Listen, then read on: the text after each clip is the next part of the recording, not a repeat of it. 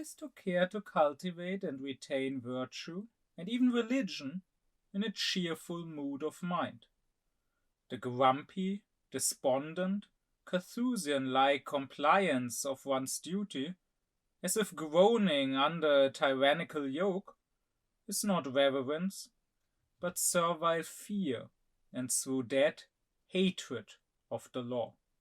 Immanuel Kant. In my lecture, What is Philosophy? I explained that to Kant there's a formal philosophy where reason only deals with itself and its own structure, its own laws, that is, logics. But apart from this formal philosophy, there's a material philosophy where reason is not dealing with itself, but with something else that it is trying to grasp, to understand. And this material philosophy, as said, has two parts to Kant, theoretical and practical philosophy, because there are two possible matters, two possible contents to deal with. There is one, that which is, that which exists, nature in the widest possible sense. And then two, there is that which ought to be, which shall be. There is freedom, the laws of freedom. How should freedom be used? What should be done with freedom? And then in my lecture on what is metaphysics, I went on to explain that to Kant, each of those two has a pure part, a metaphysical part, where we use only reason to understand, to gain cognition. And then there's also an applied or empirical part of the science where we use experience and we try gaining cognition, gaining knowledge through experience.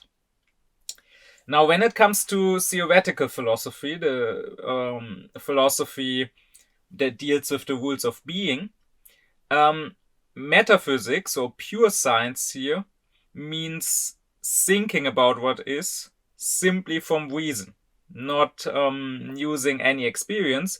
So thinking about the supersensual. Is there God? Is there an immortal soul and a life after death, and so on? While empirical practical philosophy is natural science, right? It means thinking about that which is, which exists, which we know from experience. That is, of course, nature. So it is the science dealing with nature. When it comes to practical philosophy, the metaphysics, the pure science, is the metaphysics of morals. We are asking reason, and reason alone, without using any experience, what should be done with freedom? How should we act? What laws should freedom follow? And that is, of course, the moral laws. Now, this moral philosophy, this metaphysics of morals, in turn is separated into ethics and right. But both of them ask reason alone what should be done, without using experience. As I explained in the lecture on metaphysics, the question for applied practical philosophy is a bit more difficult. Applied theoretical philosophy, as I said, that's easy, that's just natural science. When it comes to applied practical philosophy, there is none in the strictest sense, Kant would say. Because practical philosophy would mean it deals with freedom. Being applied philosophy would mean it is based on experience. But experience, of course, is always experience of being, of that which exists, right? We cannot experience a shall. We cannot experience what ought to be done. We can only experience what is and what has been done. But if we want to talk about there being a sort of practical philosophy, then there's two possibilities what it could be. for one, and more properly, it could be what Kant calls moral anthropology. That would be the teaching of how to make people moral, right? Like, for example, how should we raise children so they become good people? And also, how should I deal with myself so I am moral, right? How can I deal with certain temptations I have? Like, maybe I'm prone to getting aggressive and angry, and to attacking people. How can I rein that in? Or maybe I'm prone to cheating on my wife, or whatever. What can I do with that? Um, this would this science would use experience, in being anthropology, right?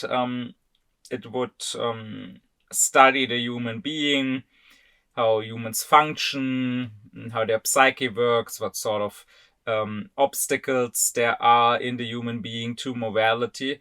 But it would be practical philosophy because it would deal with what ought to be, how we ought to behave, right? So in that case, you could say the pure practical philosophy, the metaphysics of morals, just says what is the moral law, what ought to happen. And that moral law is universal. It's not just true for human beings, it would also be true for intelligent aliens or for angels or whatever. But then, how we as human beings, that can be studied empirically, how we specifically can follow this moral law, that might be specific to us, right? It could be imagined that there are other beings, other rational beings that also ought to follow the moral law, but that don't have these same obstacles that we have. Maybe they have others, maybe they have none. So in that sense, this moral anthropology, dealing with what is the human being, and based on that, how can he become moral or stay moral, could be considered the applied practical philosophy. But, and that is what is relevant now here, for what I want to discuss, you could also say applied practical philosophy would be the doctrine of happiness. So the teaching that tells us not how to be moral, but rather how should we act to be happy. This would be practical philosophy in the sense that it doesn't say what is, but rather what is to be done, what ought to happen, right?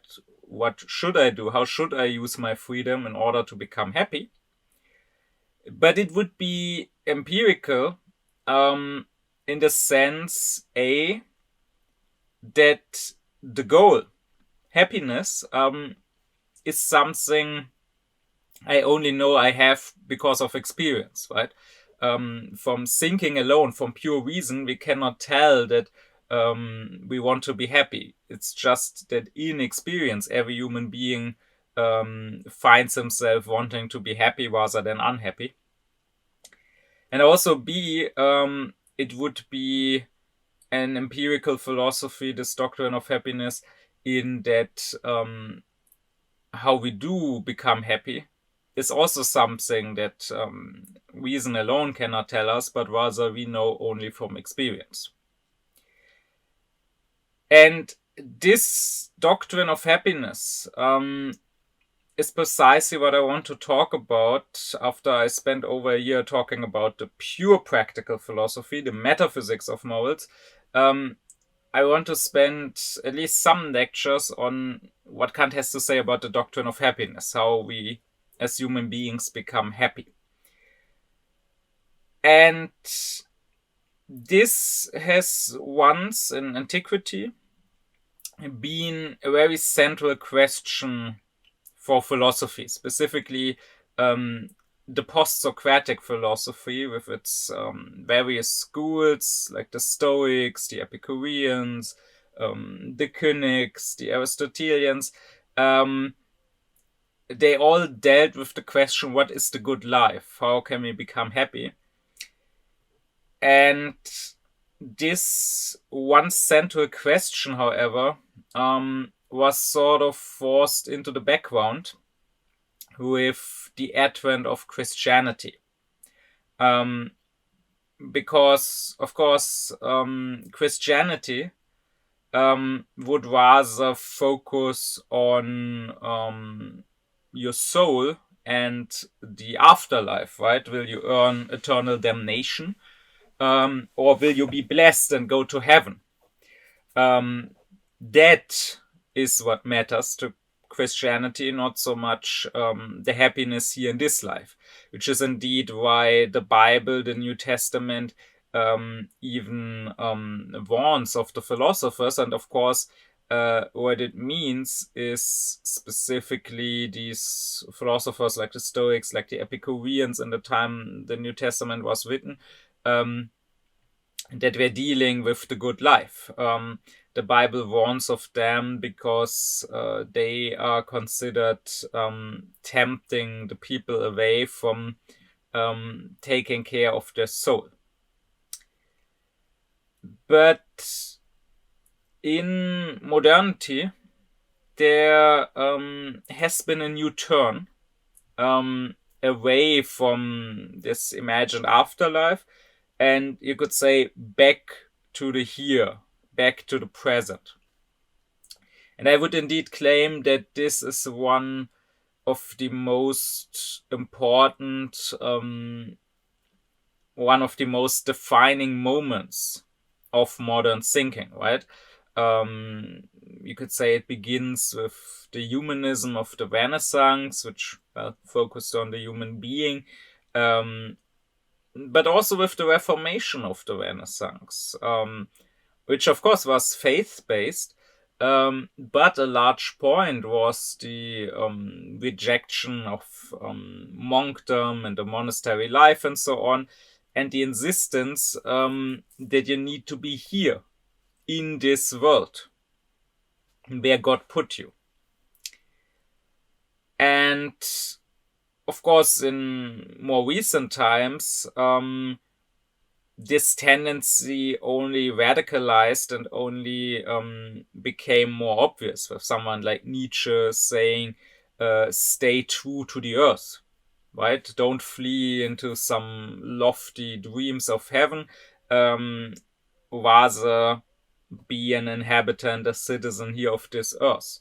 In the 20th century, someone like Wilhelm Reich or like Hannah Arendt, they had very life-affirming, world-affirming thoughts, philosophies.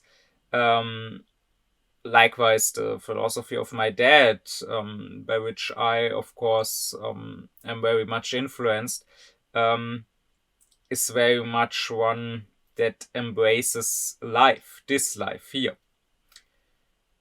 And this movement that to a large degree, I would say, defines modernity, this movement back to this life, this is something that Kant himself was a part of. That is not to say that Kant has written or drafted a specific doctrine of happiness. There's no book or essay of his titled How to Lead a Good Life or whatever. And indeed, Kant would say no such thing is possible in the strictest sense. You cannot give a general doctrine of happiness, precisely because here you are not working with pure reason alone. Here you are working with experience. And it turns out in experience that everyone is different, right? And what makes one person happy maybe doesn't make the other person happy. Maybe it would actually make the other person unhappy, right?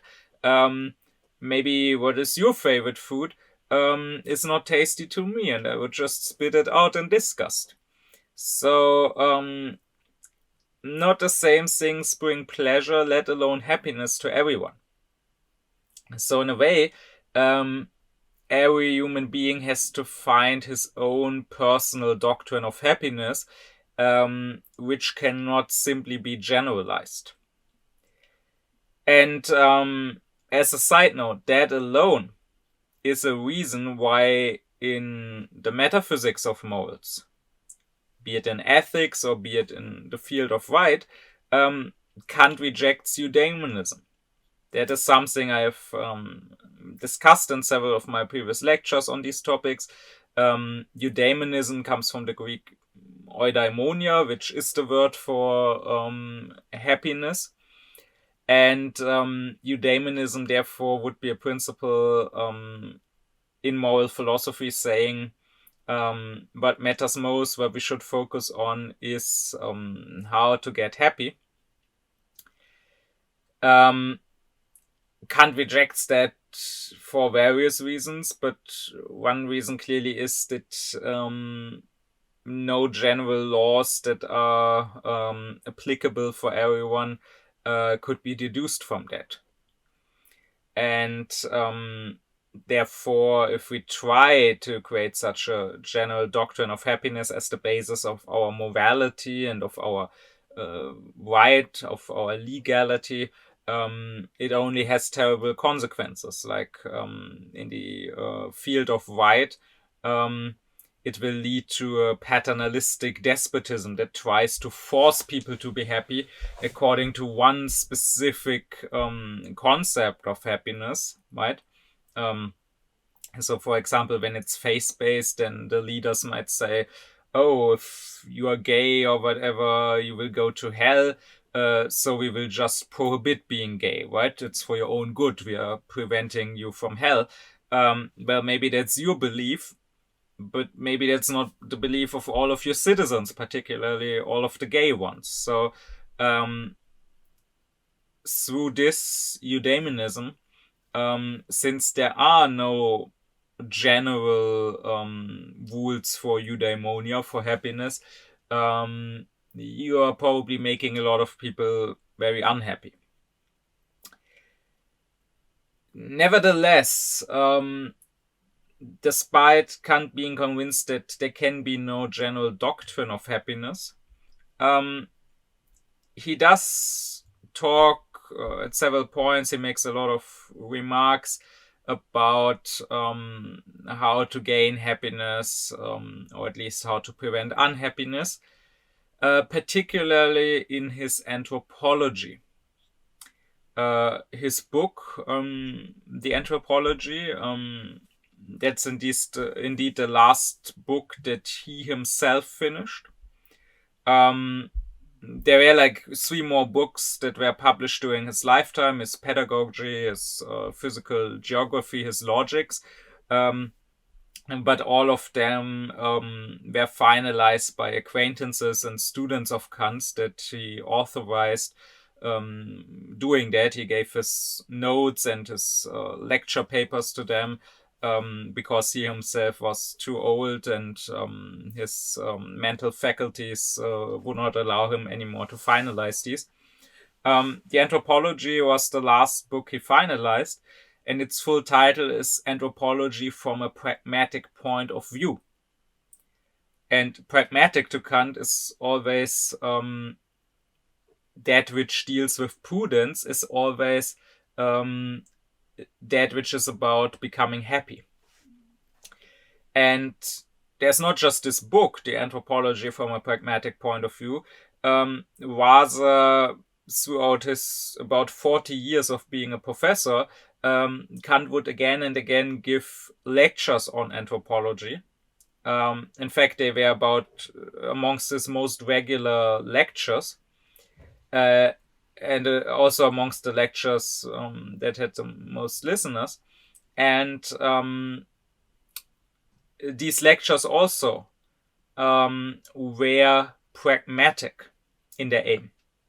So this means when Kant dealt with anthropology, right, with the teaching, the doctrine of the human being, what is the human being, his aim was not to go in depth from a biological or psychological perspective.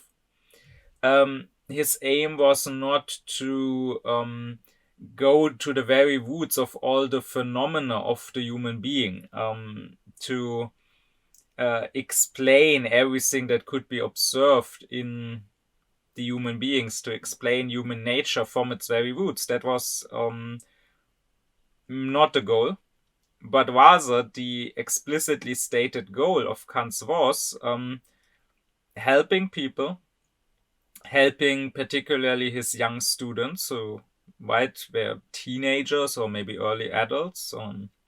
Back then, you would probably start university a little earlier than today, so many of his students were probably like 16-year-olds. His aim was to help them find a place in the world, in society, right, amongst other human beings. Once they would go out of university, find a job, be established in the world, his aim was, through the anthropology, helping them understand themselves and their fellow human beings and their society better, so that they would move throughout society and throughout life and deal with themselves, with their own feelings, their own desires, and also with other human beings in a more prudent manner. So, in a manner that leads to their own happiness. And Kant also, while he does say that there can be no general doctrine of happiness, like you cannot just give some general laws that everyone simply needs to follow in order to be happy, he does say that you do need to reflect on how to become happy. He is convinced that if you don't think about this at all, you probably won't be happy. You can, of course, go through life mindless and thoughtless. And that does not necessarily mean that your whole life will just be a living hell. No, the thoughtless people that never reflect on the principles of happiness can, of course, experience pleasures in life. Maybe they can even experience intense pleasures. Maybe they can go through life treating it like a big party. But for those people, life will probably be a roller coaster. So they will have maybe even intense pleasures, but maybe equally intense displeasures, right? One day you're having a party, having a good time. The next morning you're waking up with a headache because you drank too much. To Kant, pleasure in a moment is not the same as constant, lasting happiness throughout your life. And if you want the latter, you should probably use your head, so to say. You should use reason, not just blindly follow each whim and each desire. So Kant does believe that true happiness is achieved through principles, through rational principles according to which you live your life. And while there can be no generally valid doctrine of happiness in detail, there can be some general principles as guidelines, or as rails or borders for how we should live our lives, that do more or less apply for every human being. And these Kant discusses, and these I want to discuss in my next few lectures. And I will point out that when it comes to this topic, Kant is generally less original than in other areas of his thinking. I mean, Kant is of immense importance in the history of thought. He very much revolutionized philosophy in other areas, like in theoretical philosophy or in pure practical philosophy, so in moral philosophy. Kant did not revolutionize the thinking of happiness. Here he is very much influenced by the authors of antiquity he himself read, like the ancient Stoics, the ancient Epicureans, and he agrees with them in many ways. And a lot of what he has to say is sort of, you could say, the common wisdom of all philosophers that came before him. There are certainly some nuances or some examples, some anecdotes that are specific to Kant. But the overall picture, the overall advice he would give you for leading a happy life is something you could probably also find or be familiar with from other philosophers.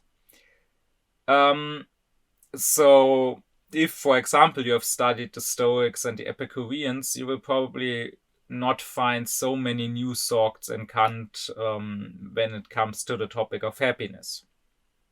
Nevertheless, I do want to talk about it because first I want to be exhaustive. I want in this lecture series to talk about all of Kant's thinking, not just the most original parts.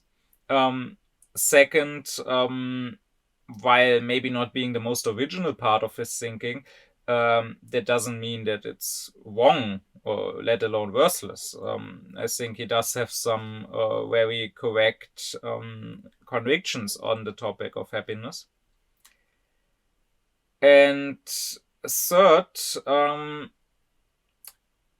unfortunately, this is a topic that is almost never discussed.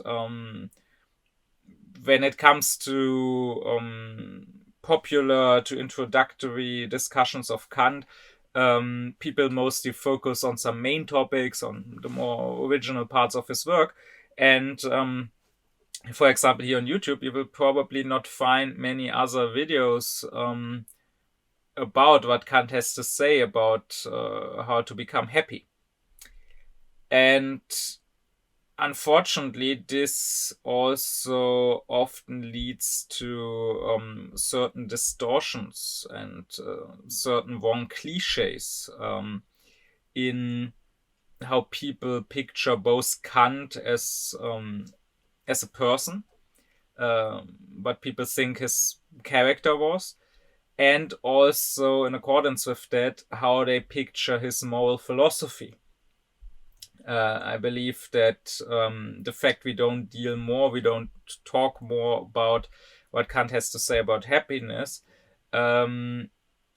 leads to misunderstandings of his moral teachings and how they might be in conflict with happiness or actually align with it. The latter is the case, which are very unfortunate. Because a lot of misunderstanding of Kant's moral philosophy is just based on people thinking that it is in contradiction with happiness somehow, which is not the case at all. There is this old prejudice that, at least here in the West, is very deeply rooted because it comes largely from Platonism and Christianity, which of course have very much influenced the West and keep doing so to this day, even in secularized form. And this prejudice is that morality and your self-interest or happiness, which is of course the aim of your self-interest, are somehow at odds with each other. Or that sensuality, and of course happiness is based on sensuality, right? Happiness is a sensual feeling. If we didn't have sensuality, if we didn't have bodies, if we were just purely rational spirits, we would not aspire to happiness. There's this prejudice that sensuality is at odds with morality. And like I said, this is a Platonic or very much a Christian prejudice. I mean, in the early days of Christianity, there was this whole thought that the devil is the one that tempts us, right? the devil promises all the pleasures of this world, luxury, sex, power, and we have to abstain. The early Christianity preached a certain asceticism. The most holy people were those who became hermits in the desert, or who became monks in the monastery, where they would only pray and work, right? If you read legends of Christian saints from late antiquity or from the Middle Ages, you will find, and maybe you will be surprised to find, that many of those saints are considered saints not because they did something so morally good, not because they helped other people, but simply for their asceticism, for abstaining from the pleasures of this life. Yeah, like you will have stories of, let's say, a young virgin that her father wanted to marry off, and she said, "No, I'm a bride of Christ. I want to stay a virgin." Right? The point is not that it's a forced marriage, that she doesn't like this specific husband. Maybe he is a very good looking, very rich young man. But the point is that she doesn't want any husband at all. She wants to stay a virgin. And so they torture her to death, and during all the torture, she still stays firm in not wanting to marry, wanting to remain a virgin. And now she's praised for that and considered a saint, right? Or you will have stories of saints that abstained from food so much that they were just laying in their cell in the monastery, and that they were so weak they could not get up. Now, I would say that means making yourself completely useless, making yourself essentially a parasite, instead of being a good person who maybe helps other people, maybe helps change the world for the better. But they are considered saints precisely that, for abstaining from the sensual pleasures. So you would find in these earlier Christian writings praise of people for not having sex, for not eating, for not bathing. And as a side note, there's of course this racist prejudice that people in the Middle Ages did not bathe. And I'm saying racist because, let's face it, there is hardly any stronger racism than the racism against the past. People love to pretend like they are smarter, they are more civilized, they are more enlightened, they are more aufklärt than people of the past. Just like nowadays, in the present, they are racist towards other cultures that they consider to be more in the past, that they consider to be more primitive. They are racist against the past, and this cannot be disconnected, right? Racism is always connected with this notion of progress, this notion of more backwards, more primitive, and more advanced societies. You cannot be racist in the present without also looking back on your own past with the same attitude. And racism in the present will never go away without us also learning to look at the past with a more open mind. So there's this racism against the Middle Ages that brings us this cliché that people were super dirty and never bathed. This is of course not true. In fact, there was a big bathing culture. There were lots of bathhouses. But there were specific stories of saints that would not bathe or not groom their bodies, and they would get super dirty. Or the story tells how someone is completely overgrown with hair, like is going naked but is still covered because they're so overgrown with hair. And this is praised as a saintly act.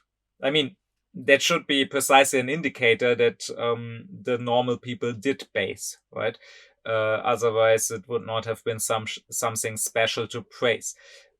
It's just that bathing back then was not so much considered simply a necessary act of hygiene, but rather it was considered something fun, some form of luxury, some form of pleasure.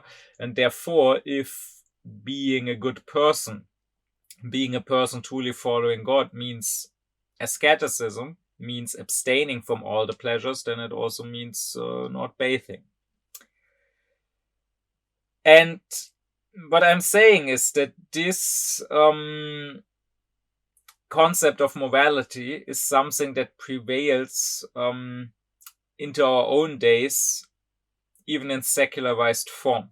There's still this thought that you can either be a good person, but that means probably abstaining from certain pleasures or from certain advantages, or you can have a happy life, you can have fun in life, but that probably means not caring about morality. That probably means only being out for yourself and your own self-interest.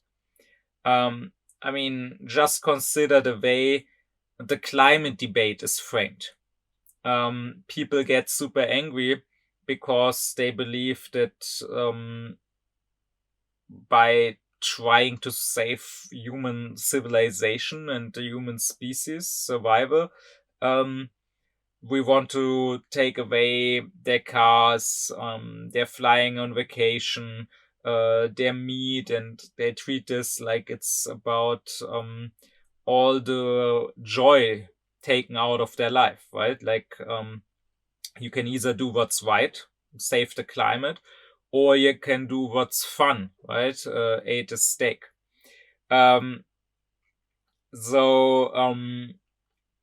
I do find it curious that the people complaining the most about this, acting like there's an attempt to steal all the joy from their lives, are at the same time the people who have the least joy in their lives. I mean, just look at these angry right-wingers, these angry climate change deniers.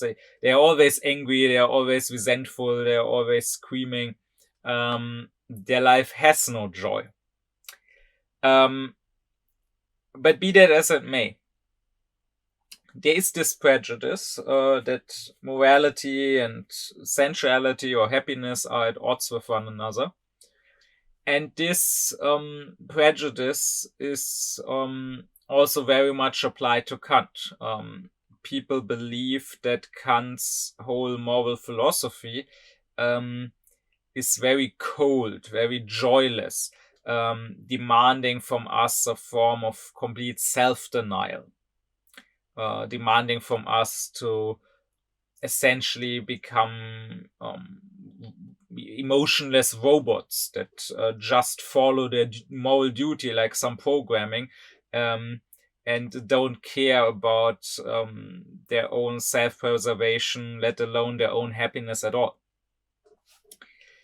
And to be sure, Kant does talk of duty a lot in morality. He stresses that morality is not about following pleasures, but about doing your duty, and that morality should not be based on feelings. That even if you have by your nature no feelings of compassion for others, even if by your nature you are rather cold-hearted, you should still, simply because it is the right thing to do, simply because it is your moral duty, help others. And to be sure, there is the matter of Kant's rigorism, which I discussed in its own lecture. Kant is very strict about morality. He insists that the moral law must be holy, that we must not water it down so it fits our human weaknesses better, but rather we must take its absolute demands seriously. And yes, to be sure, Kant does say that we should follow this holy moral law, simply because it's the right thing to do. And he goes so far as to say that what truly matters in morality is not your outer actions. Do your actions conform with the moral law, or do they break it?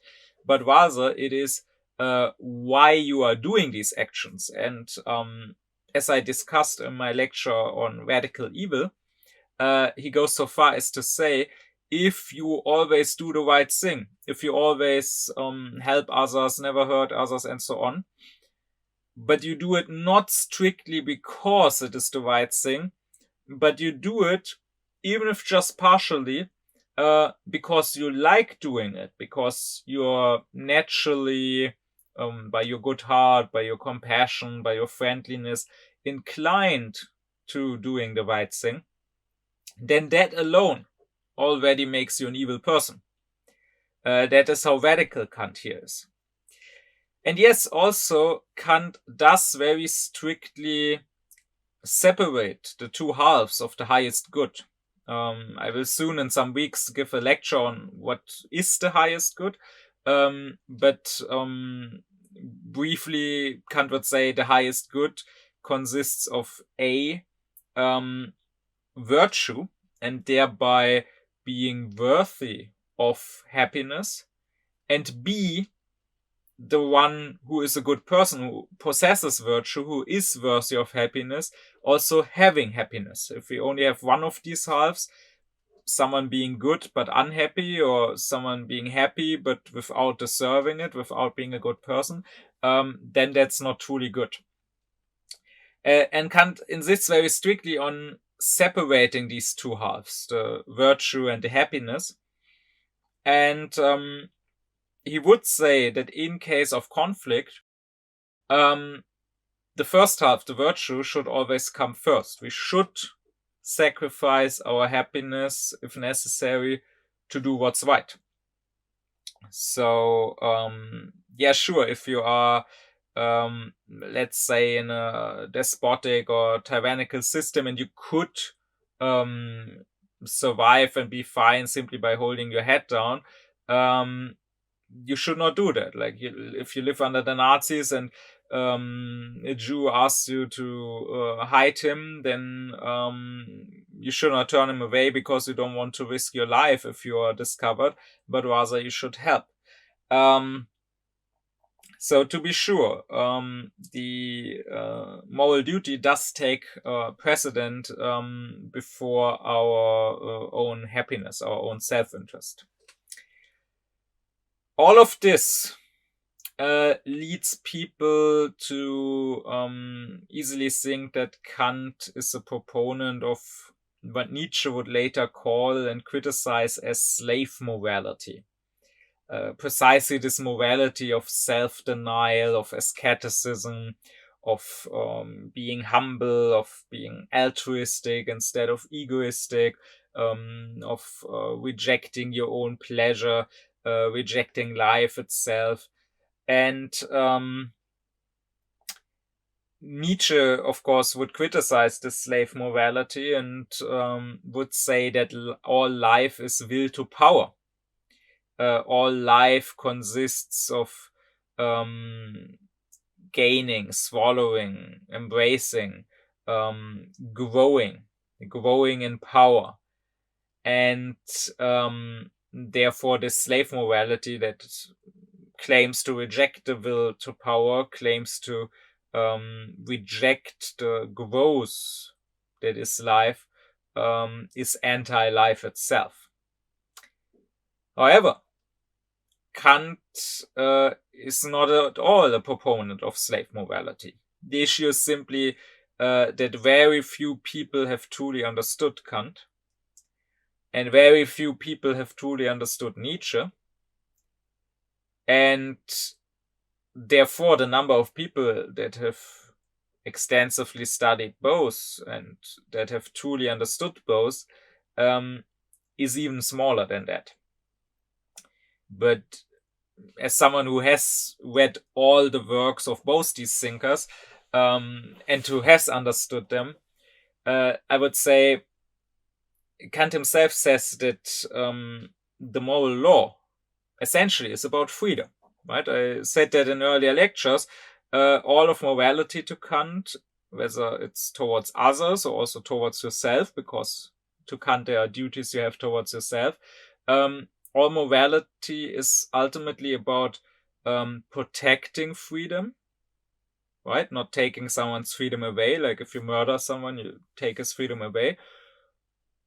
And if you can, even extending freedom, making others and yourself more free. And if this is what morality is about,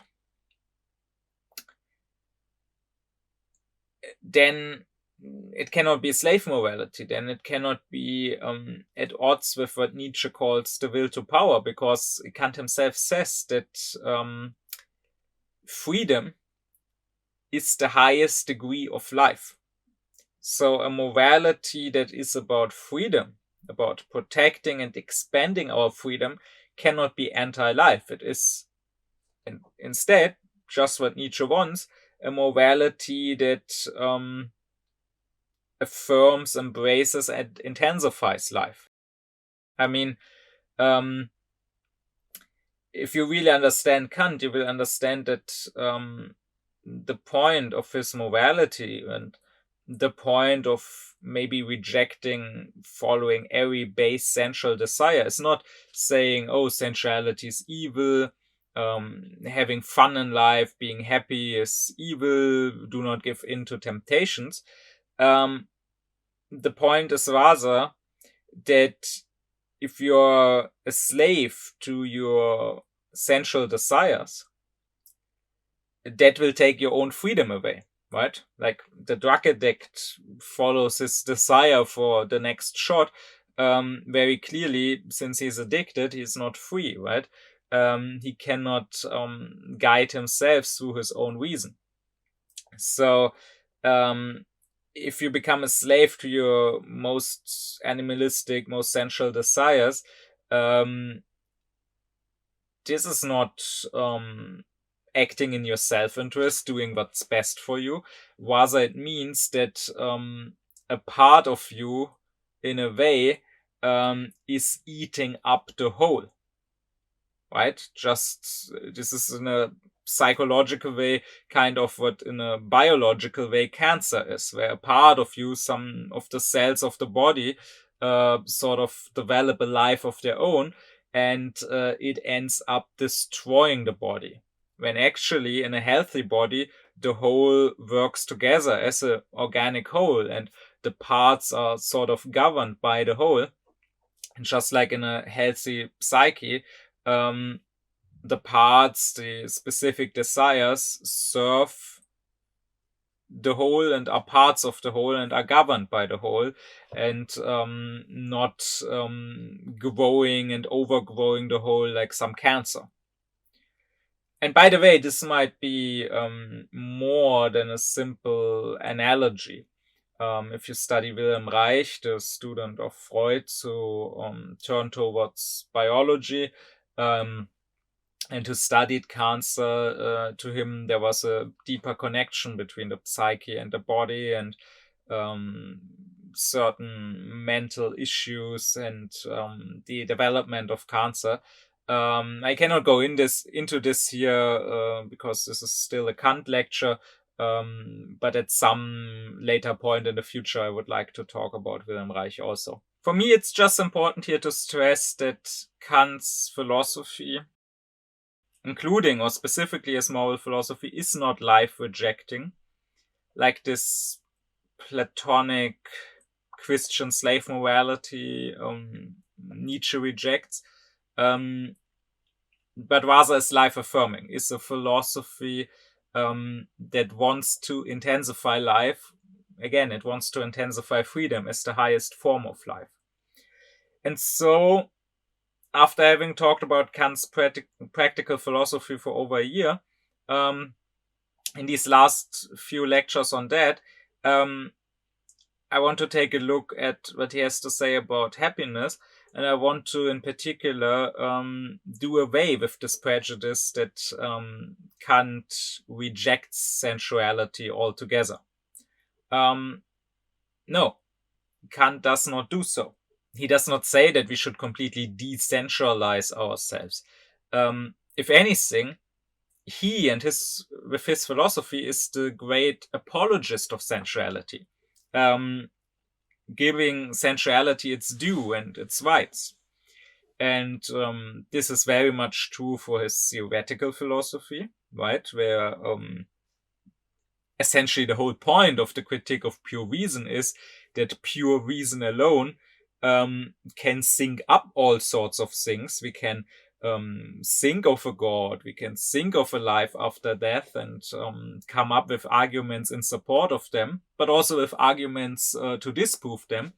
But what we need is always some form of viewing. What we need is always some form of sensuality to gain cognition.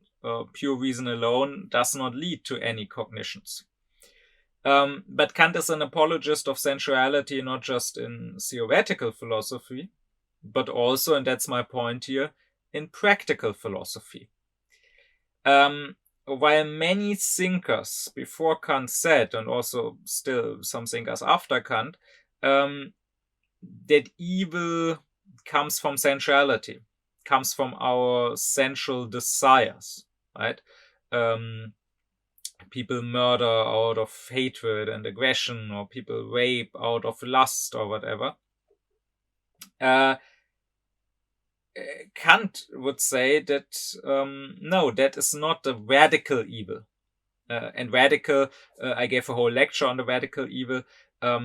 Radical here does not mean extreme, right? It's not about how big the evil act is I commit or how small and trivial it is, but rather radical comes from the Latin word for root, which is radix. So Kant is talking about the root of evil, whether the outcome is big and extreme or small and moderate.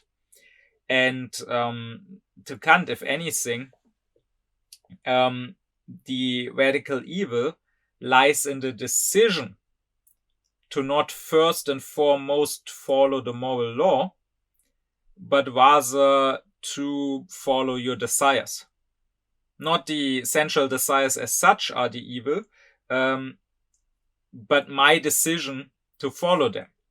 And they cannot tempt me as such to evil, because I could not be tempted if I didn't care about them. So I first must make the decision to care about them, to give them such power over me, to then follow them. And that decision itself cannot be determined by them, by the sensual desires. Again, I gave a whole lecture on that. If you want to understand that better, you can turn to the lecture on the radical evil. So Kant does not say that the moral law demands of us to completely reject our sensual desires, that in order to be good people, we need to stop doing what feels good for us, stop seeking pleasure in life or whatever. No, you don't need to reject your sensuality, but you do need to govern it. You need to bring a sort of harmony into your sensual desires. Indeed, that would be true strength and greatness in the human being. To not kill off, not euthanize your desires, but bring harmony into them. Just like a ruler in a state is not a great ruler if he just oppresses the people or the mob or whatever, and just rules with despotic powers, but rather he would be a truly great ruler if he managed to create harmony between the various people, the individuals, also the groups, the various classes or states in the state, and also between the people, the citizenry, and the state as a whole. if he gives room for everyone's interests instead of just oppressing some people's interests to fulfill others, then he would be a great ruler.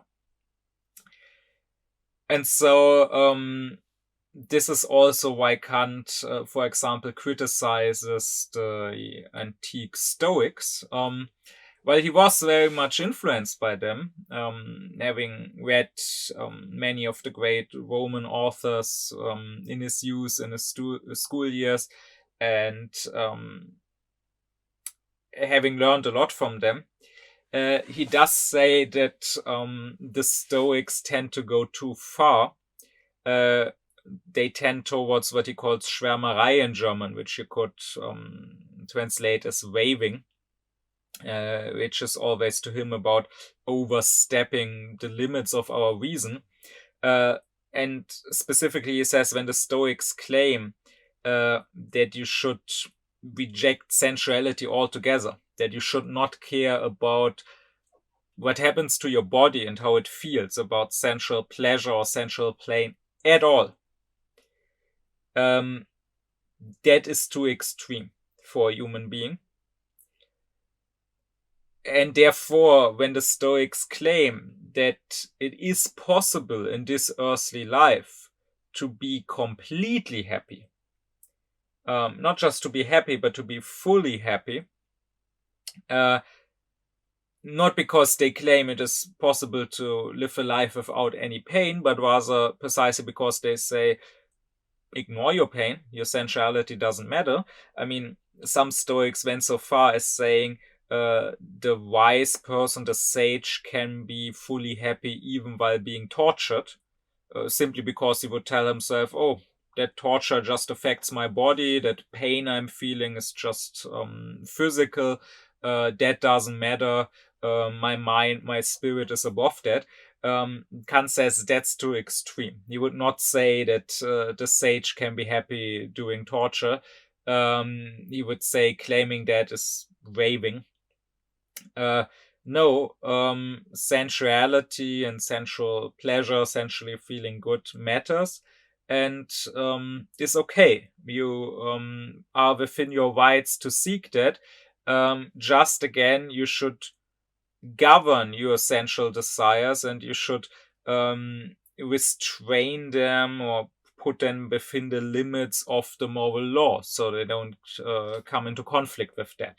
And even this restriction or regulation of sensuality instead of its utter rejection that Kant demands, he demands not only in the name of morality, but also in the name of pragmatism. So, of what serves our sensuality best, of what makes us happy. Because indeed, and this is quite important to me. This is something I want to stress here, and I will further show in the next upcoming lectures. Not only does Kant not say, as this Platonic Christian prejudice goes, that morality and sensuality are at odds, and you can only be a good person by rejecting your own self-interest. But quite contrary, Kant would say that most of the time they align. Most of the time, what is the moral law, what is your moral duty, what you should do, is also what would be the most prudent, but would be the most advantageous to you. Kant would say that most of the time, the same actions, the same debaucheries that are immoral, that maybe harm others, but more often than not, they harm your own dignity. And as I explained in my earlier lecture on the duties towards yourself, those duties that are about living as a truly human being, not sinking to the level of an animal, but rather having reverence for your own human dignity as a rational being, those are indeed the most important duties. Those are at the fundament of all morality to Kant. And the same actions that would go against your own dignity, they will more often than not also go against your own self-interest. They will maybe bring you short-term pleasures, but in the long term, they will harm you. A big point here is your health, right? And I already also gave a lecture on what Kant has to say about health. I gave a lecture on the philosopher as a healer, because Kant believes that while the physician is there for therapy, for healing you again once you're sick, your diet is more a matter of your own philosophy, your own personal wisdom. So finding a lifestyle that helps you retaining your health, so that ideally you don't even need the physician in the first place. And Kant would say, as I explained in that other lecture, that living a moral life is probably also living the most healthy life. To him, again, it is immoral because it goes against the duty towards yourself to follow the most base desires, like to get blackout drunk, to get into all sorts of drugs, to be a glutton who just stuffs himself. That's not dignified. And clearly, at the same time, it's also not healthy. And Kant would say that health is the greatest fortune, or also the greatest happiness in a way that a human being can have. By this, Kant means health both of body and of mind, physical and mental health. And the reason why this is such a great fortune, why this is so important for happiness, is twofold. Because for one, Kant says he who is healthy needs the least in life, right? Of course, there are still things you need even as a healthy person, like you need food, otherwise you will not stay healthy for long. But if you're not healthy, you will need many more things, right? Maybe you will need some medication. Maybe you will need some tools, like maybe you will need a wheelchair if you're not healthy in your body, in your legs or whatever. Maybe if you're not healthy in your eyes, you need glasses, right? And there can be more or less that you need. Like, surely needing glasses is not the most terrible disadvantage that you can have in life. But still, it is a sort of disadvantage as compared to not needing glasses. And Kant's point is, the more unhealthy you are, the more sick you are, the more you probably need, the more you are probably dependent. And so therefore, the more there is possible causes for being unhappy, for being dissatisfied, while the more healthy you are of body and mind, the more independent you are, the less things you need. That's the one point. And the other point is that the more healthy you are, the more you have the strength to get that which you need, right? Not only do you need less, that which you still do need, you also can get for yourself. So if I'm healthy, as I said, I still need food, but if I get hungry, I can get my own food.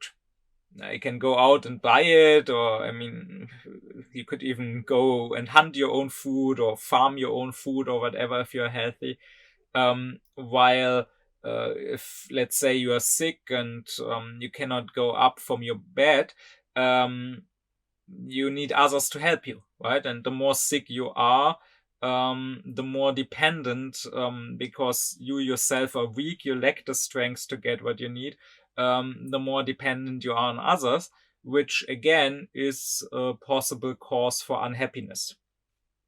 So, health of body and mind, since it means needing less and having more strength to get what little you need yourself, is a key component for happiness. And again, being healthy is something that being moral contributes to a lot. So again, Kant would say that most of the time the moral life and the prudent life is really the same. There can be, of course, situations when they don't align. Like, as I already said, if in the Nazi times a Jew asked me to hide him, sure, morality tells me, yes, help your neighbor. Prudence tells me, don't risk your own life if you're discovered. But I mean, those are exceptional situations. How often does the average person really get into such situations?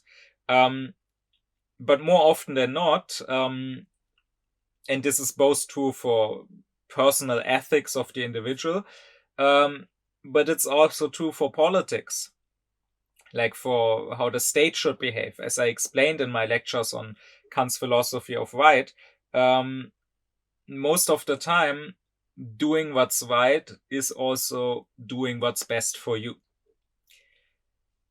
And actually, Kant goes so far as to say that at least the civilized person cannot attain happiness without first becoming wise and moral.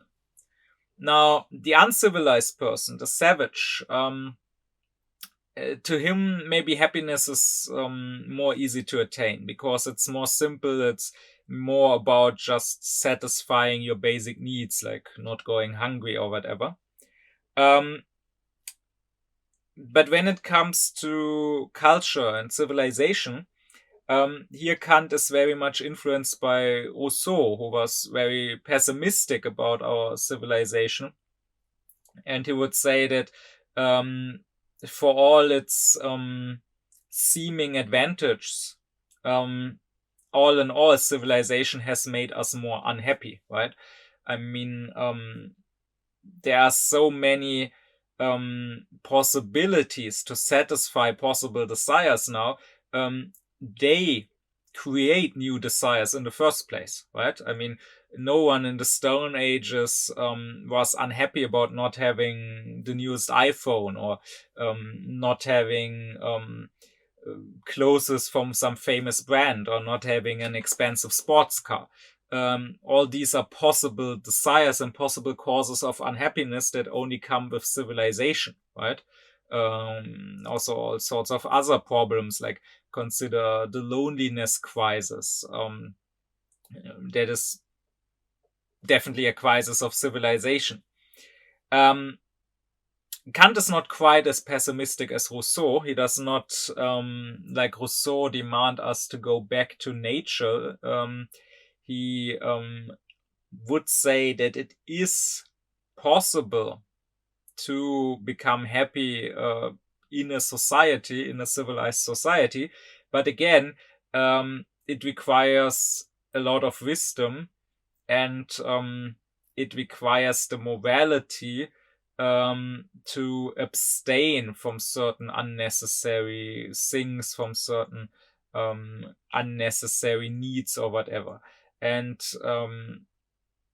if you don't have that wisdom, if you don't have that morality, you will also not be able to act in a prudent enough manner to deal with living in a society. So, again, it is true that Kant is a moral rigorist, but that does not mean that he rejects sensuality or pleasure or happiness.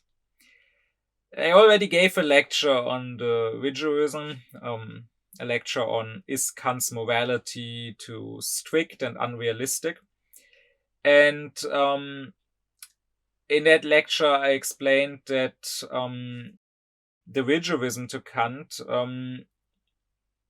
means rigorism in the principles of morality. So again, the moral law must be holy, must not be watered down.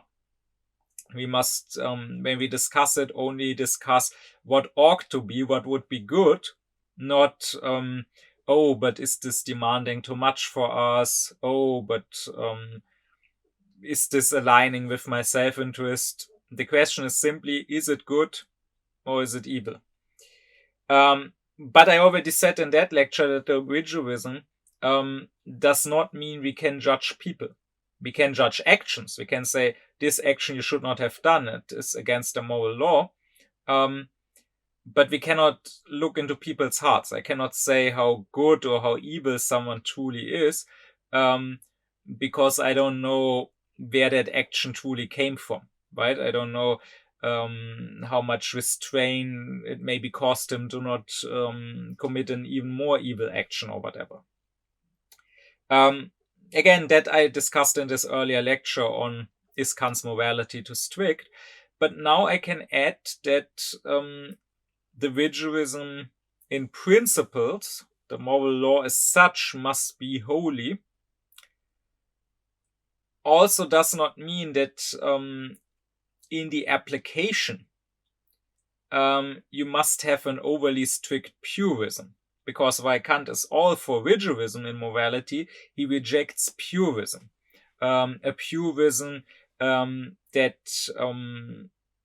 cares about even the most small and trivial matter, and makes it a big moral question. Like Kant jokes about people who will say not just, okay, you should give charity to the poor, that is your moral duty, but who will also discuss whether you should give the charity with the right hand or with the left hand. Kant would say, what does it matter? If you donate money to the poor, if you help with poverty, that's what matters morally. Not if you get up out of your bed in the morning with the right or with the left foot first. For example, Kant talks about certain purists in his time that said priests should not play cards in society. Like a priest should be better than that, should be a better moral example, should not in his pastime play cards. Kant says, why not? Let a man play cards. There's nothing wrong with that. Or there were certain purists who said that you should not laugh, that you should always be serious, that is more befitting of a rational being, of human dignity, and that laughing is too childish or not serious enough. And this is also something that Kant disagrees with. It's not immoral to laugh. Indeed, Kant says at some point that the man of some intellect will like to laugh, but he's not likely to laugh. So meaning, the more intellect you have, the more refined maybe is your humor. So no, you will probably not laugh like some little teenager about every fart joke or dick joke you hear. But you will enjoy laughing, which is something I can very much understand. I mean, I used to, when I was still young and naive, like when I was still 14 or so, I used to watch a lot of political comedy. And like Germany has a big tradition of that. Like we have two separate forms of comedy. The one is called comedy with the English word, which is considered more for the masses and which is more, I don't know, like making the usual jokes about your girlfriend or whatever. and the one is called cabaret, which is more political and which is supposed to have more witty jokes. And I used to watch that a lot, but nowadays I couldn't stand like 99% of that. And when I look at comedy, like in general, whether it's regular comedy or whether it's that more political comedy, nowadays, like when I see a short clip from a comedy show here on YouTube, and I don't get it. I don't get why in the clip the people are all laughing so much. I don't get why in the comments there's so much praise for how funny it is, because a lot of it is not witty at all. A lot of it is so simple, just playing into cliches and prejudices, or a lot of times there's not even a joke. If you look at this comedy, a lot of times it seems to me that they are just like sort of throwing out certain scenarios or certain buzzwords, and it's more the way they present it that makes it clear that it is supposed to be funny. It's like they're asking, okay, please laugh at this point. And then people actually do laugh, more out of social convention or more out because of everyone else laughing, and that also makes you laugh, but not because it's actually particularly funny or witty. And so, yeah, sure, the man of intellect will maybe not laugh so easily, but Kant says he will enjoy laughing. And so Kant rejects this moral purism that says do not laugh, or do not play cards, or think about even the most small action and how you do it, if you do it with the left or the right hand.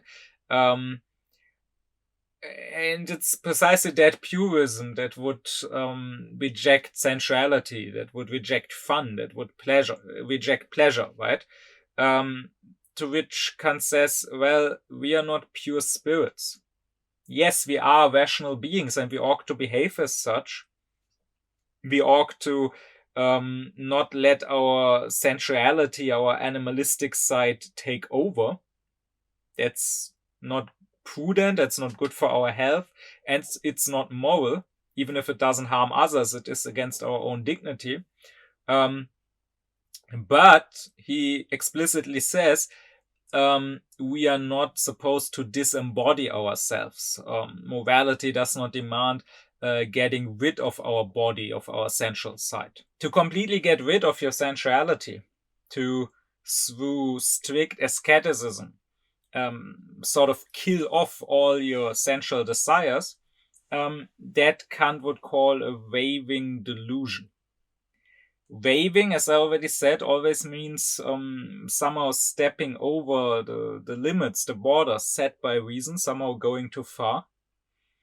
And delusion to Kant always means losing sight of your true purpose and giving too much importance to something which does not have the highest importance, confusing a mere means for a purpose with a purpose with an end in itself. So Kant would say that things like fasting or abstaining sexually, they might have value in certain situations as means, be it to morality or to prudence, right? Sure, it's neither moral to just eat whatever you want, it's undignified, or to just follow every sexual desire, even if it means maybe abusing or raping someone, nor is it prudent. It will probably ruin your health. But the purists who say that you must live with asceticism, you must fast, you must not have sex or whatever, again, you must not bathe, like those certain saints of late antiquity or the Middle Ages that I mentioned earlier, those purists are delusional, because these things, like not eating, not having sex, only sleeping on a hard bed, not on a proper bed, but let's say just sleeping on the floor. All these ascetic actions, they have no moral value in themselves. You're not a better person for sleeping on a rock instead of a bed. You're not a better person for only eating water and bread instead of tasty food. Maybe, again, in certain situations, this can help morality as a means, okay, that we would have to check case by case, but it has not a value in itself. So Kant says, by all means, do practice a certain self-discipline towards your body, towards your sensual desires. But don't think that just disciplining yourself and abstaining from every desire in itself is a moral action. We are rational beings, Kant says. We do have a spirit or a soul, but we are not pure angels. The body was given to us as a vehicle of our soul. And so we should take care of it. We should treat it well. And therefore, Kant says, against our sensual desires, against our instincts, we should rather use cunning rather than force, trying to direct them, to regulate them, not to oppress them and euthanize them. At the end of the day, Kant would generally say whatever is natural is purposive. It has a place. Like the purists would say, the love that you have for yourself or for the other sex, so the natural drive to self-preservation or to sexuality, you must completely reject that. You must abstain from any sex and you must be willing to throw yourself away for others completely. Kant would say no. Something like sexuality is a natural part of being a human being. Morality does not demand from us changing our very nature, going against something that is inherent in our species. It only demands using our nature, using our desires in a rational manner. So Kant would say, guide your desires, regulate your desires so that they serve you and don't enslave you. So if we take the desire for food as an example, Kant would say probably, well, sure, don't be a glutton. Don't every day stuff yourself on the most unhealthy fast food. Again, it's not dignified. Therefore, it's immoral. But it's also not healthy. Therefore, it's not prudent. But don't just fast and go hungry all the time and starve yourself. That's not moral either. Rather, ideally, you should train your tastes so that the healthy food is also that which you're hungry for, that which you have an appetite for, that which tastes best for you. While you should probably make sure that you don't crave unhealthy food in the first place, right? Which is, for example, more or less how I live. I mean, I've just pretty much my whole day since I was a child grown up on organic food that was self-cooked, and I've never once eaten at McDonald's, and I have zero desire for that, or at Burger King or whatever. It's enough if I step into one of those stores to smell the smell. It smells disgusting to me. It also looks disgusting. When I see this bread, or even of the burgers, that looks like it's made of paper, of carton or something.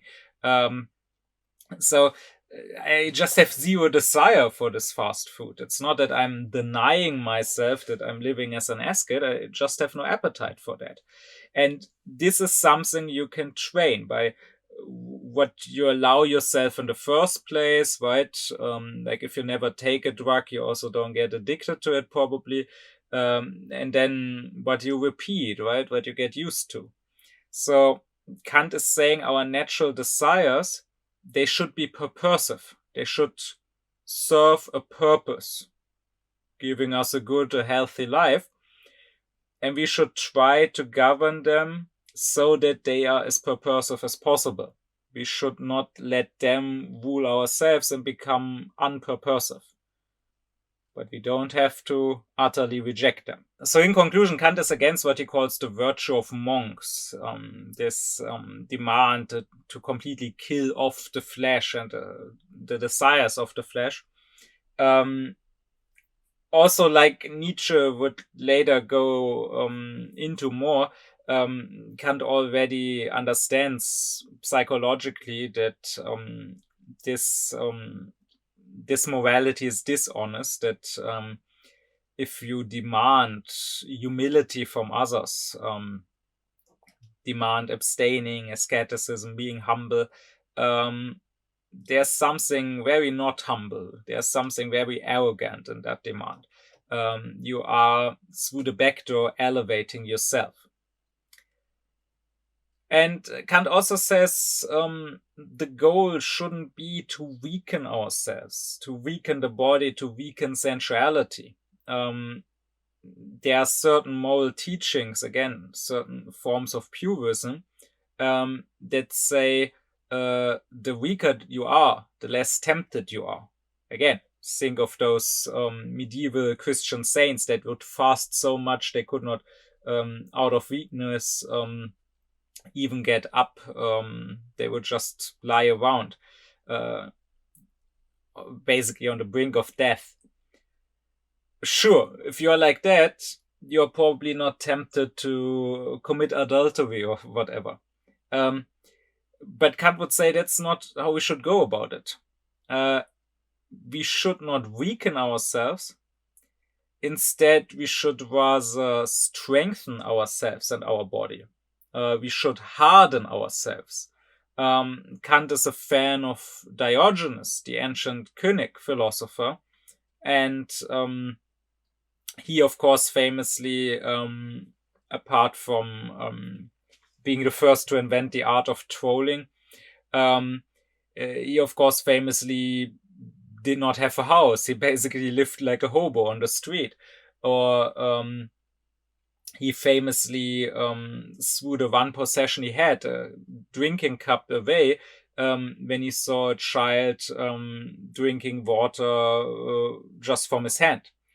So, of course, Kant was not quite as extreme as Diogenes, but he says the general point he had is right, that we should be as independent as possible, and that we should sort of harden ourselves and not depend on every possible luxury.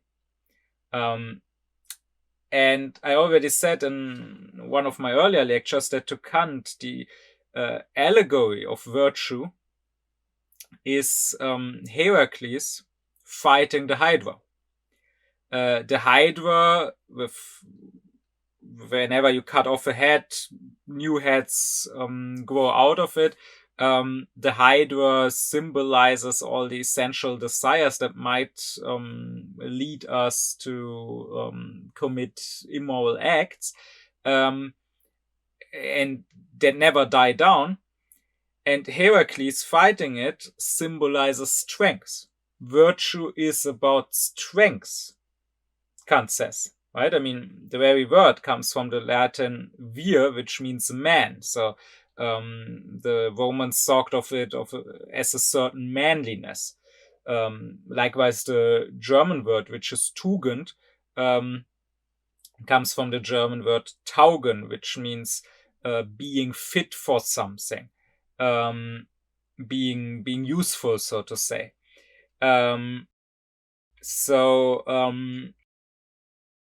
Virtue is not about being too weak to commit sins or to commit evil acts or to commit crimes, but rather it is about being strong enough to have discipline over yourself. I mean, this weak virtue, that's again the slave virtue that Nietzsche criticizes. Nietzsche likes to talk about the lambs and the birds of prey, and how the lambs that are peacefully eating their grass are being preyed upon by these birds, these hawks or eagles or whatever. And then the lambs complain and they will say, oh, these birds of prey are evil because they prey on us, because they kill us. And we, the lambs, we are good because we don't kill anyone, because we are vegetarians. And Nietzsche points out how dishonest this sort of slave morality is, because the lambs are not vegetarians because they chose to not kill anyone, but rather because they're lambs, because it's their nature. So you should not be weak and then pretend that your weakness is somehow a virtue. Being too weak to commit a crime does not make you a good person. Being strong enough to restrain yourself from committing a crime, that is what makes you a good person. So, again, Kant rejects the virtue of monks, he rejects moral purism, he rejects absolute asceticism. A very important motive that often repeats in what he writes and what he says in his lectures is the constantly cheerful heart. That to him is the attitude of the wise person. It doesn't mean that you're constantly super excited and having the fun of your life and lots of pleasure necessarily. It's more about a more quiet cheerfulness. But it does mean that you're not miserable, that you're not constantly beating yourself up or denying yourself every single joy in life. In my next few upcoming lectures, when I talk about what Kant has to say about a happy life, I will come back at some point to this constantly cheerful heart. But I already want to point it out here that this is the attitude, according to Kant, that you should cultivate yourself. This is the mood that the wise, the moral person should have, this cheerful heart. The moral duty should not be done reluctantly and grinding your teeth. It should be done with joy.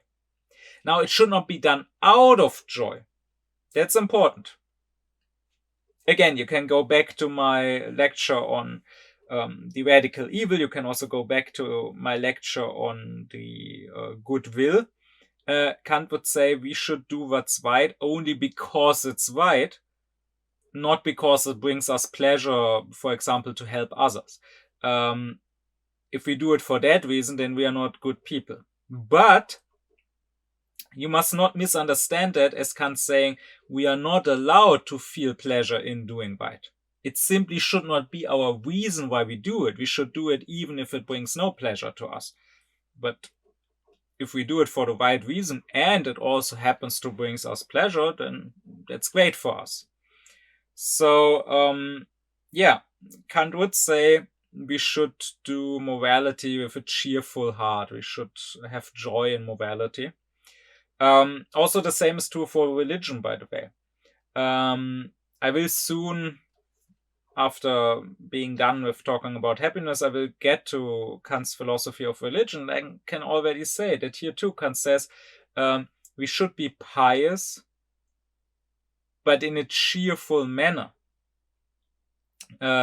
serving God with a joyful heart, not being joyless and strict and always brooding in how we serve God. And this is also important because Kant believes that if you do your moral duty only reluctantly, if you don't have any joy in doing what is right,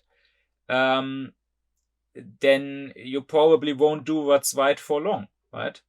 Kant says if you secretly hate the moral law, maybe you follow it for now because you do believe it's your duty, but you feel that this law only restricts you and only makes your life harder.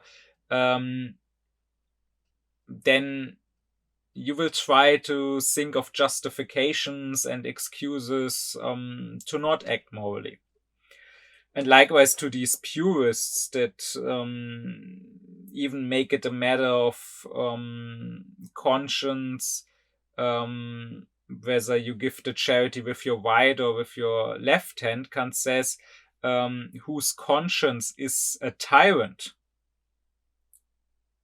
that person will try to give his conscience holidays, to send it away, so as not to be tyrannized by it any longer. And making yourself unhappy, denying yourself all fun and pleasure, is not only not demanded by morality, it would probably rather do a disservice to humanity, to morality, because Kant says, if you are unhappy with your life, you just have more temptations to do evil, right?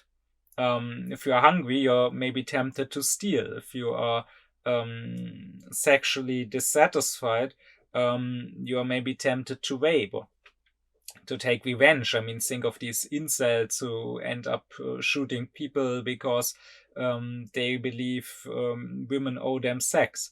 So if you lead a happy life, you're probably less likely to lash out at others, to do immoral acts.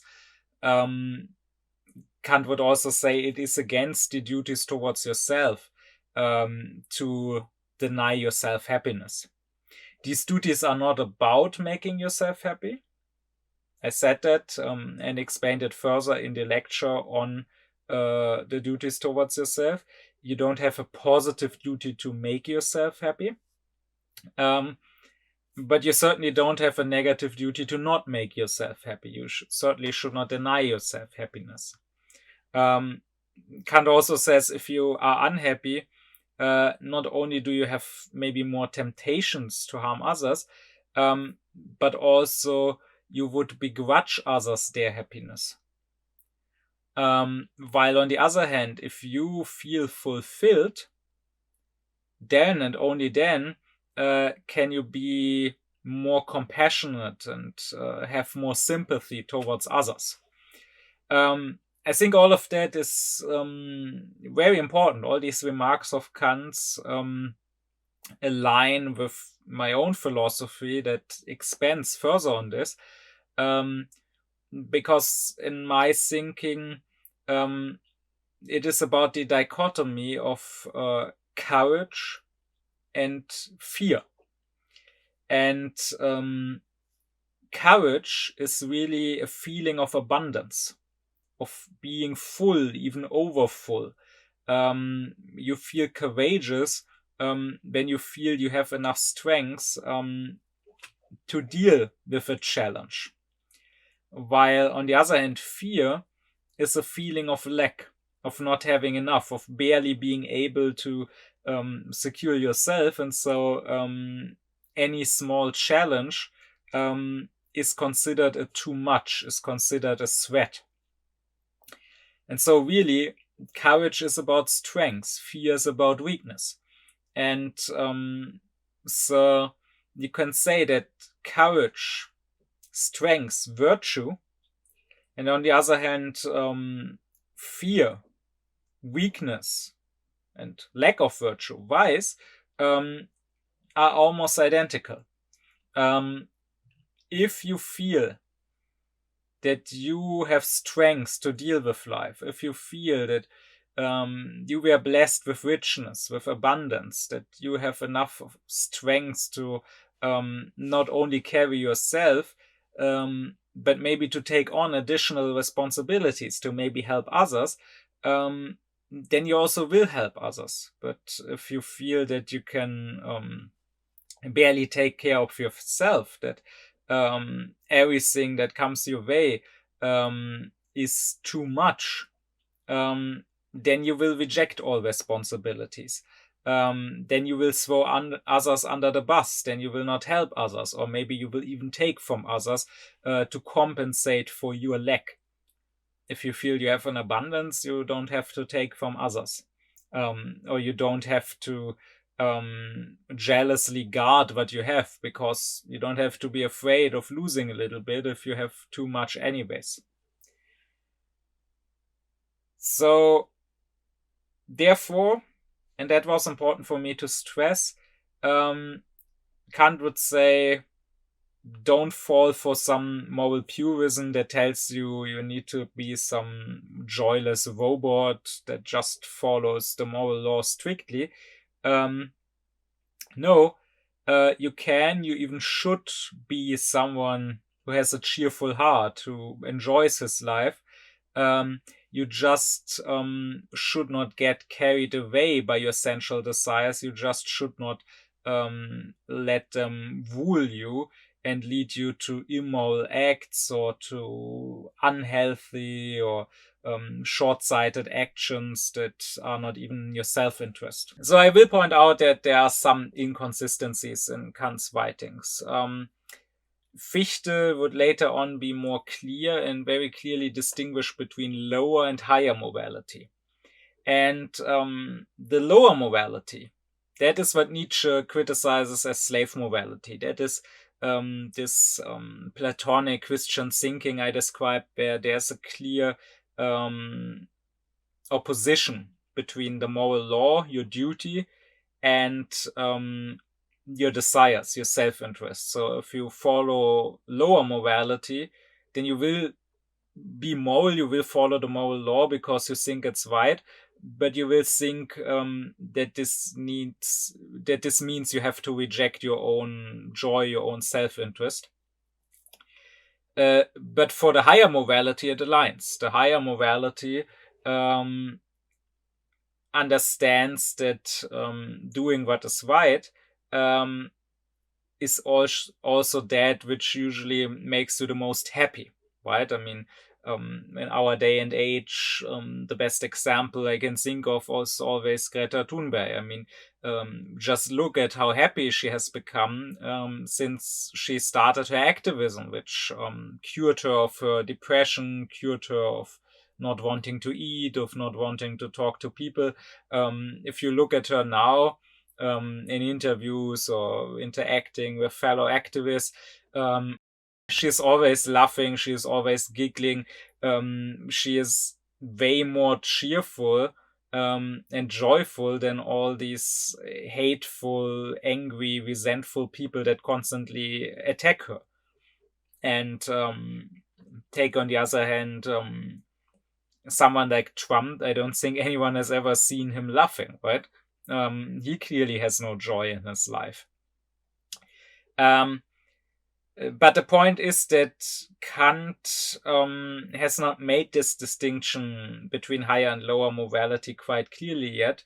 And while he himself, in his personal life, was cheerful, did live more like you should, following higher morality, there are some of his writings on morality that still sound like in his thinking he was on the level of lower morality, thinking that there is an opposition and contradiction between the demands of the moral law and your own personal pleasure. But all in all, the real spirit of Kant's philosophy is that prudence and morality align more often than not. And I just want to also point out that this whole morality that rejects pleasure, which Kant likes to call the misanthropic or also the grumpy ethics, that it would simply not fit Kant as a person.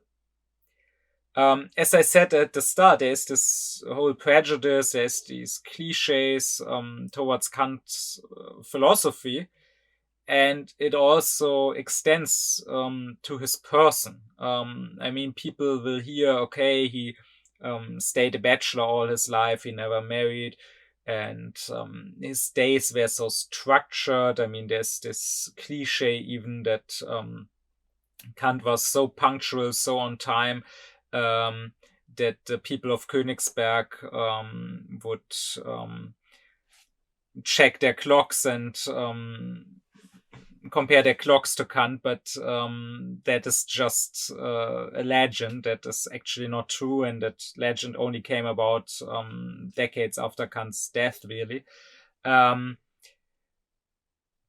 But people hear these stories and then they will think, oh, Kant was this joyless, pedantic, emotionless scholar living like a complete robot, living this mechanical life, just doing his duty and his philosophy and nothing else. But nothing could be further from the truth. And I would ask people, do you really, really, in the depths of your heart, believe this is even possible? That someone could be wise while being grumpy? That someone could have truly great thoughts, truly great insights, that someone could find truth while being utterly joyless? I mean, there have been such thinkers, yeah, thinkers that were pessimistic, grumpy, misanthropic, depressed. Think of people like Schopenhauer or like Wittgenstein, and then you will clearly see what sort of philosophy you get if you let a grumpy person do the thinking.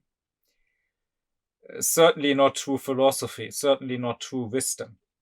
No, Kant clearly says at some point, he who wants to engage in speculation, that is, in metaphysics and philosophy, should be calm, should be moral, and should be content with the state of his life, with his outer state.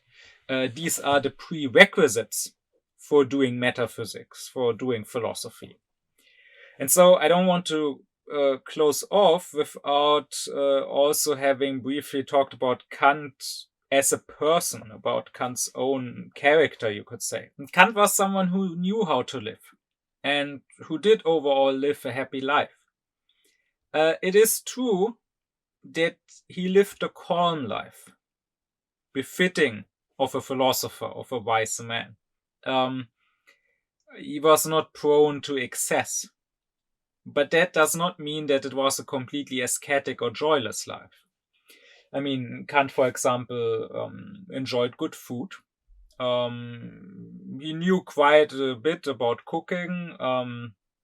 When he was at dinner tables, he would have conversations with the ladies that were there about cooking, about recipes, so much so that people were joking that after his three main works, the Critique of Pure Reason, the Critique of Practical Reason, and the Critique of the Power of Judgment, he would also one day publish a critique of the art of cooking.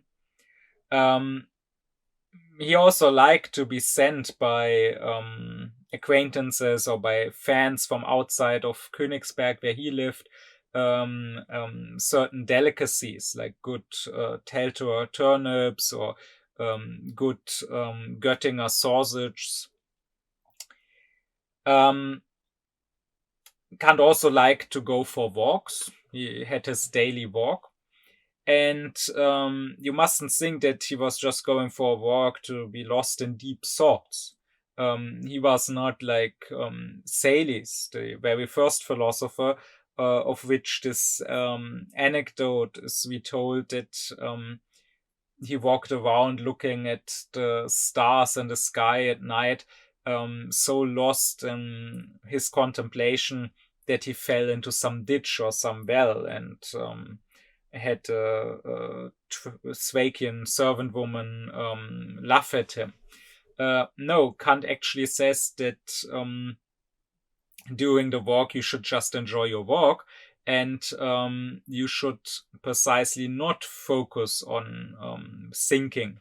You should do that when you are in your study, during the specific times that you reserve for thinking, and at other times you should let your mind rest a bit. Also, Kant was a very social person.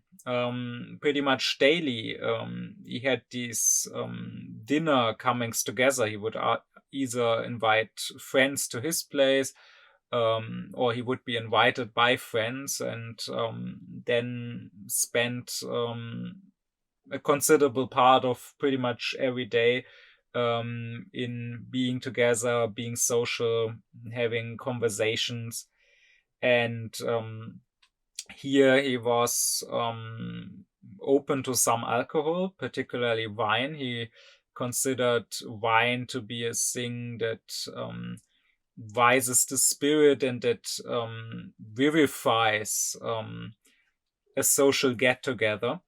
Of course, he was for drinking it in moderation, not for getting drunk. He also wasn't a particular fan of other alcohols. He would say that beer makes you more melancholy rather than more open and cheerful like the wine does. And that booze is just too much, just takes away your mind. But and also he was against drinking alone, let alone getting drunk on your own. But a bit of wine in moderation as a means of enjoying your get together, your time with others more, that was fine to him. But even when it comes to the moderation part, Kant was not always so strict, at least in his younger years. There's at least one time where apparently he drank so much wine with his friends that afterwards, when he was trying to come home in the evening and he lived in a very narrow alley, he could not find the entrance to his alley. So he must have been quite drunk. And that's an anecdote that he himself liked to retell in later years of his life to make people laugh.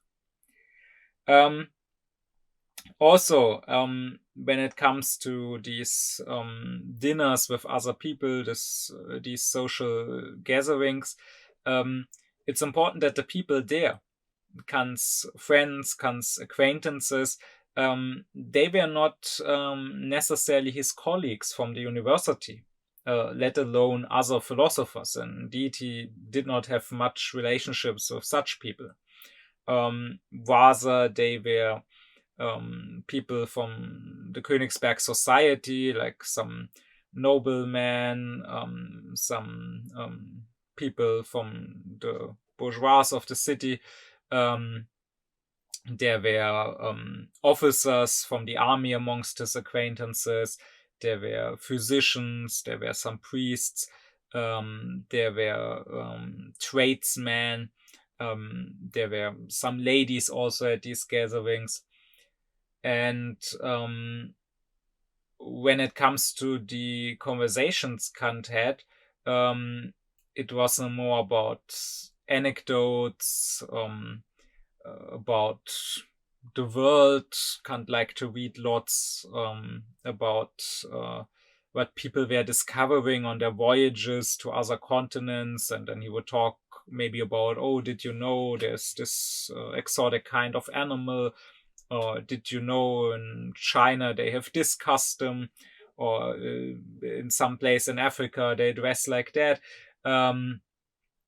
He would not have complicated, profound philosophical conversations in these social gatherings. He would not talk about metaphysics or about his own critique of reason. Indeed, when others tried to talk about these topics with him at these dinner parties, Kant would rather try to change the topic. To him, these gatherings were not the right place to discuss too serious matters. Such conversations are too exhaustive, and such conversations about serious matters could also easily lead to conflicts or to heated debates. And Kant was of the opinion that social life, people coming together, should be more for letting yourself and letting your mind rest a bit from work. And apart from that, society to him was meant to civilize people, to make people more tactful, to develop people's taste, not to have scientific debates. And if a topic did get heated, Kant says in such a social gathering with your friends, with your acquaintances, you should not insist on being right, even if it causes disruption and conflict.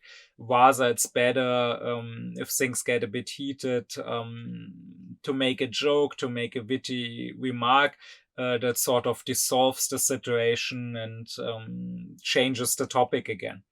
And apparently he himself was very good at that. He had quite a bit of humor and could be quite witty.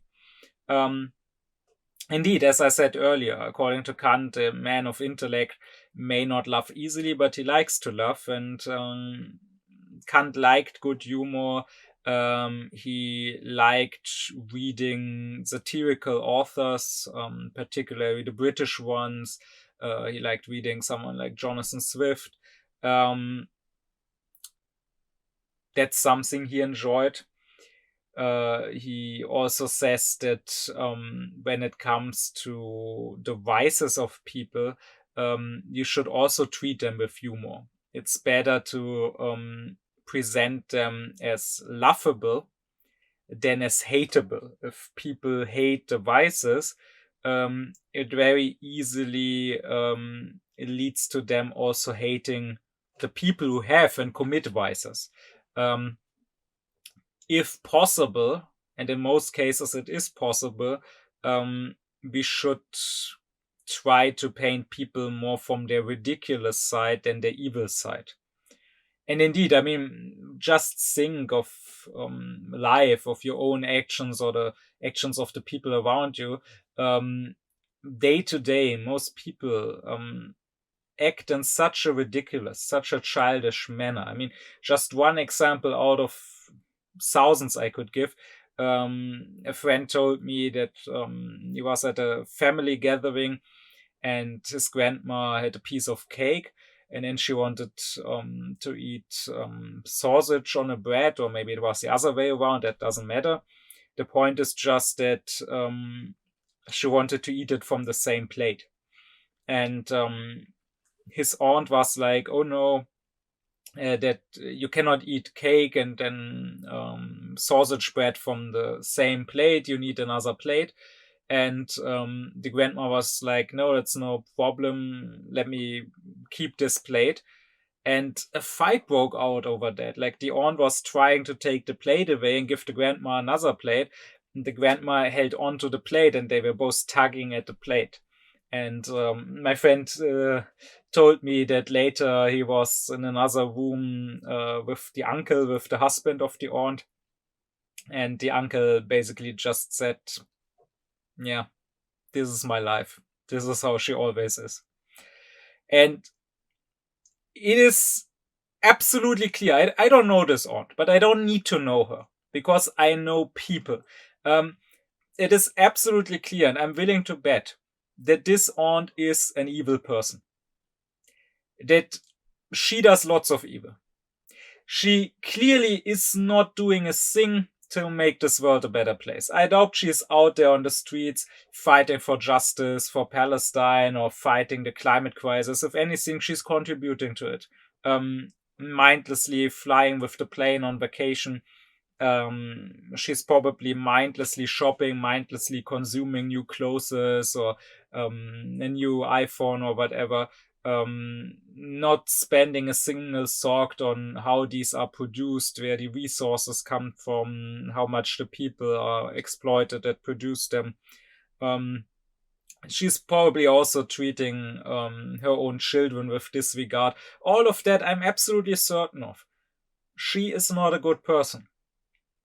But, as Kant says, instead of just condemning her and just saying how evil she is and how much harm she causes with her lack of regard and with her thoughtlessness, it can be much better to just show how ridiculous, how childish, how completely unnecessary her actions are, and how she's causing day to day so much distress or annoyance, not just to people around her, but also to herself. I mean, she could spare herself these small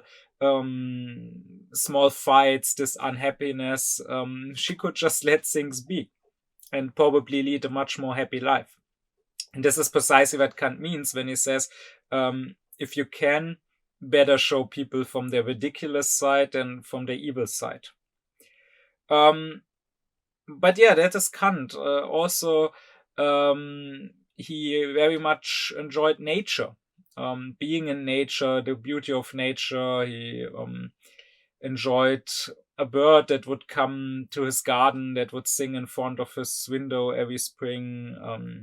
He would enjoy being at a little hut that a friend of his owned in the forest,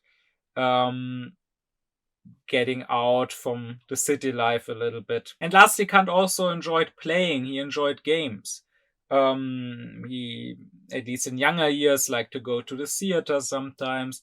When he was a student, he would play pool to make some money, and apparently he was so good at it that eventually no one wanted to play with him anymore because they would just be losing money.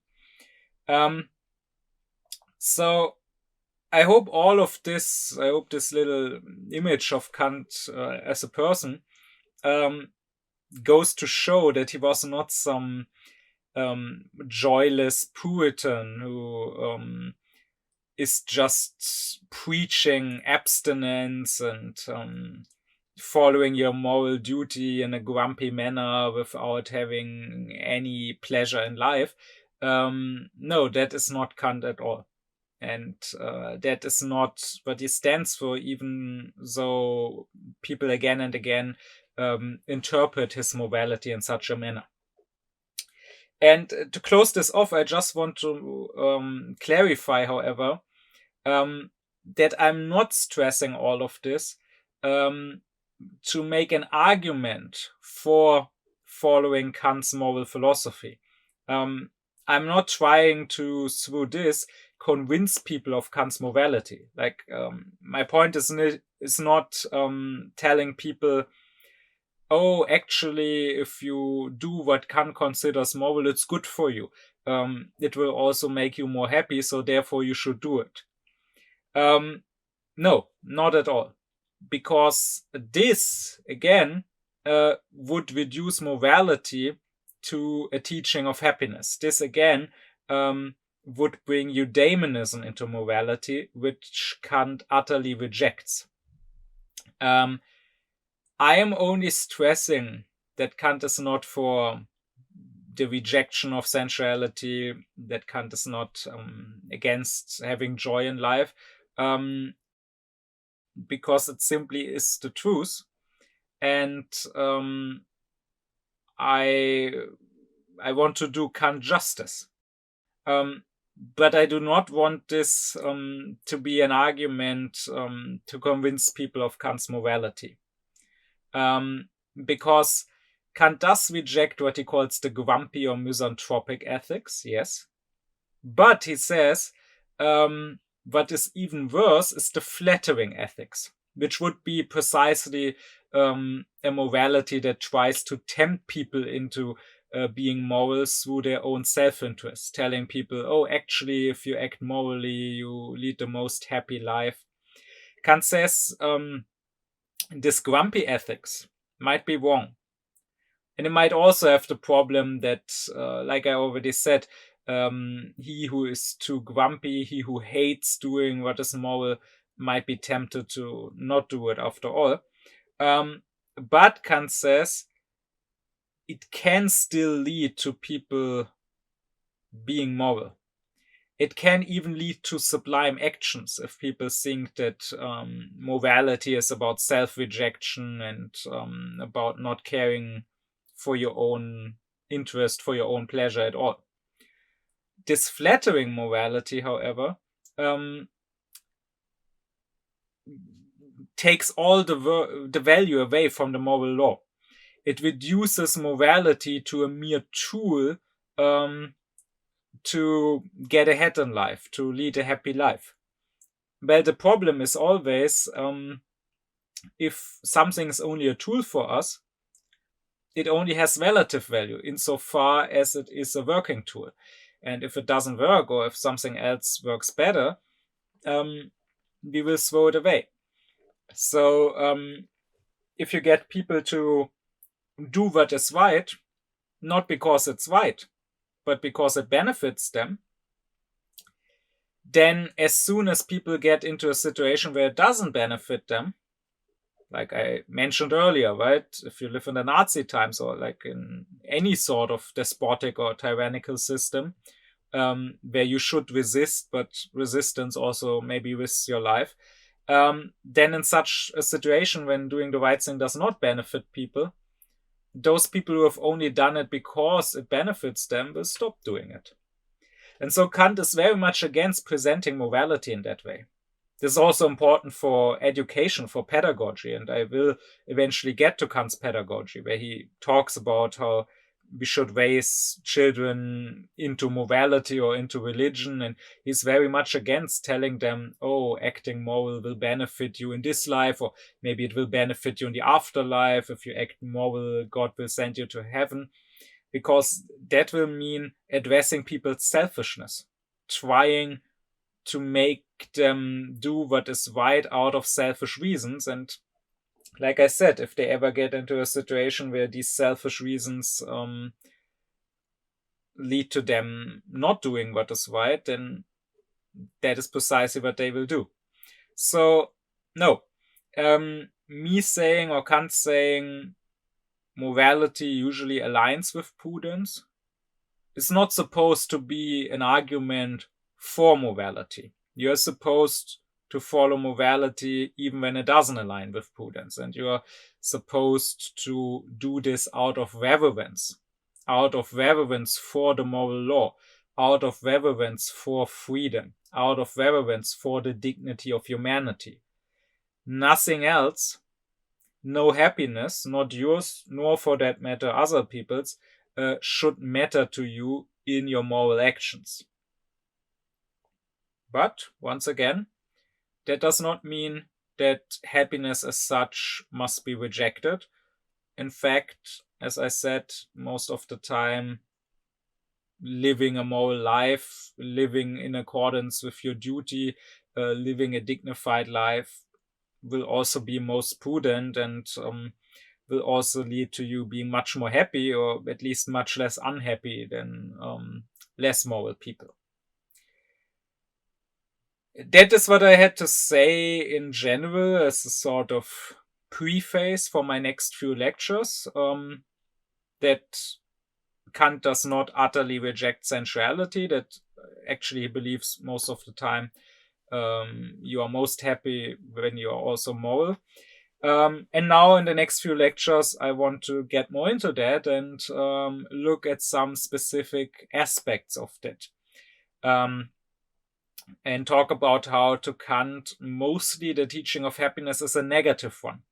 So you don't need to positively do something to be happy, but rather mostly you need to not do certain things that would make you unhappy. Largely to him, happiness is about independence. Being independent both from your own psyche, you could say, independent from your affections and passions, not being their slave, but also being independent of your inclinations, of your needs, and therefore of certain things in the world that you need to be happy, and without which you would be unhappy. However, there is also a positive way towards happiness, and that is that Kant says it's much better to seek happiness not so much in indulging, in passively being pleasured by something, but rather it is better to seek happiness in activity, in doing something, in creating something, in being productive. But all of this I want to address in my next lectures in the upcoming weeks. My deep thanks be to my supporters: Leo Allmann, Cenk Kubilay Altu, Thomas Deuringer, Kim Giamatti, Ellen Hansen, Gernot Klaufen, Benjamin Lehning, Ökobong, Alexander Reuter, Lisa Rinner, Spendierhosenträger, Ron Suhl, as well as to all others who support me and my aufkläring cause.